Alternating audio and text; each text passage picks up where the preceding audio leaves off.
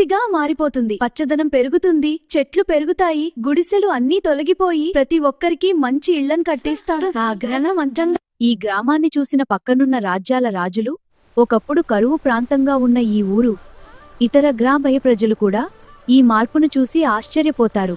ఆత్మకూరు గ్రామం పక్కనే మైసూరు అనే ఒక పెద్ద రాజ్యం ఉండేది. అతను చేయి చూపితే భయపడని రాజ్యం లేదు. అతని కింద భారీ సైన్యం ఉండేది. అందరూ మహావీరులులే. మహారాజు సూర్య చాలా రాజ్యాలను జయించాడు. అతని పేరు వినగానే చుట్టుపక్కల రాజ్యాలన్నీ వణికిపోయేవి. అతన్ని ఓడించగలిగినవారు ఇప్పటివరకు ఎవరూ లేరు. ఏంటి సేనాధిపతి, ఆత్మకూరు అనే గ్రామంలో అసలు ఏం జరుగుతుంది? అది ఒకప్పుడు కరువు ప్రాంతం కదా?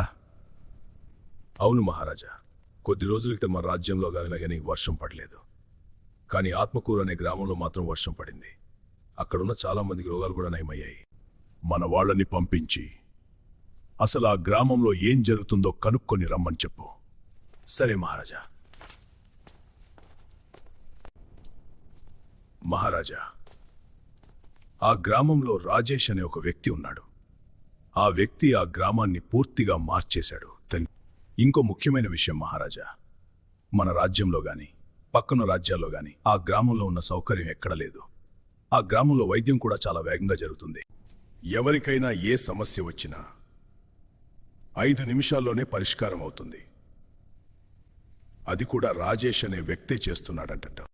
ఆ రాజేష్ అనే వ్యక్తిని నా ముందుకు తీసుకురా. ఏంటి రాజేష్, ఇది నీకు ఎలా సాధ్యం?